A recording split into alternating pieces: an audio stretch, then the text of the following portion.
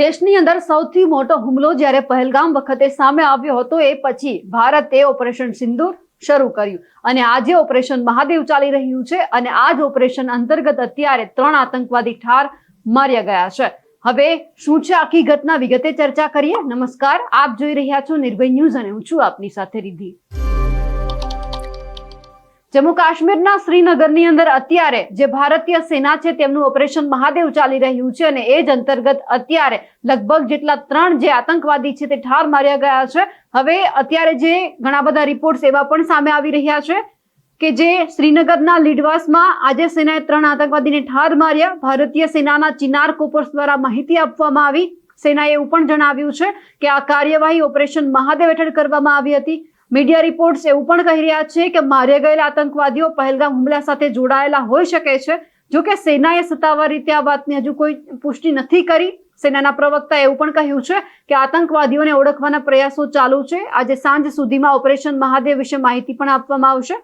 ભારતીય સેનાના અધિકારીઓએ પણ જણાવ્યું હતું કે ગુપ્ત માહિતી બાદ સર્ચ ઓપરેશન શરૂ કરવામાં આવ્યું। આ દરમિયાન દૂરથી 2 વાર ગોળીબારનો અવાજ પણ સંભળાયો। આ વિસ્તારમાં સુરક્ષા દળોની તહેનતારી પણ વધારી દેવામાં આવી છે। હરવાન વિસ્તારમાં દાચીગામ નેશનલ પાર્ક પાસે આતંકવાદીઓ અને સુરક્ષા દળો વચ્ચે એન્કાઉન્ટર ચાલી રહ્યું છે।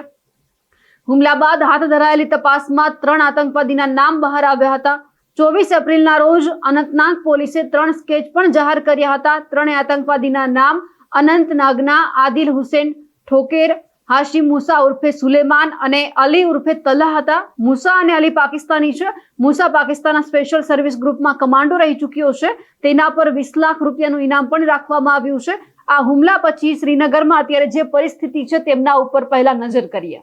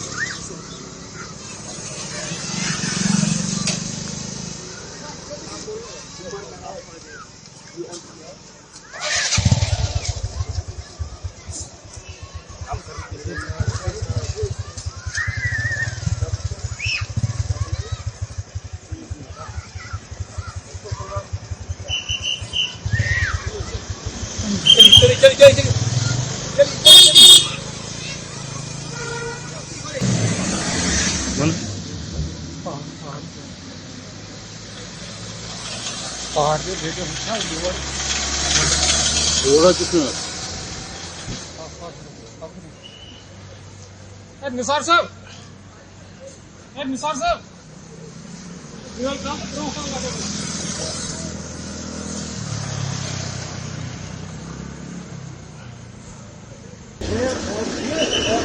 वाला वाला नहीं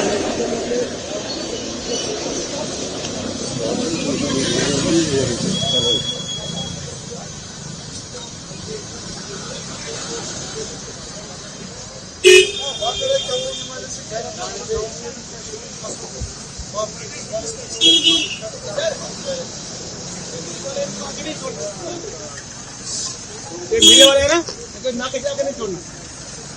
अरे सब तो वहाँ पे ऊपर नहीं।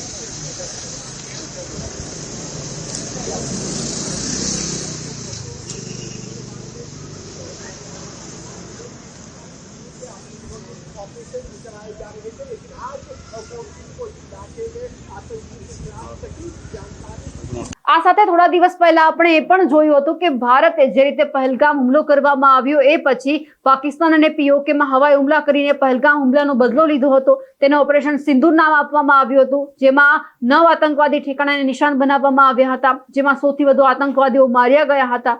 આ હુમલામાં આતંકવાદી સંગઠન જૈશ એ મોહમ્મદના વડા મૌલાના મસૂદ અઝહરના પરિવારના 10 સભ્યો અને 4 સહયોગી પણ માર્યા ગયા હતા. ભારતે 24 મિસાઇલો પણ છોડી હતી. આ સાથે જ અત્યારે જે શ્રીનગરમાં સેનાનું ઓપરેશન મહાદેવ ચાલી રહ્યું છે તેની સતત અપડેટ અમે તમારા સુધી પહોંચાડતા રહીશું. નમસ્કાર.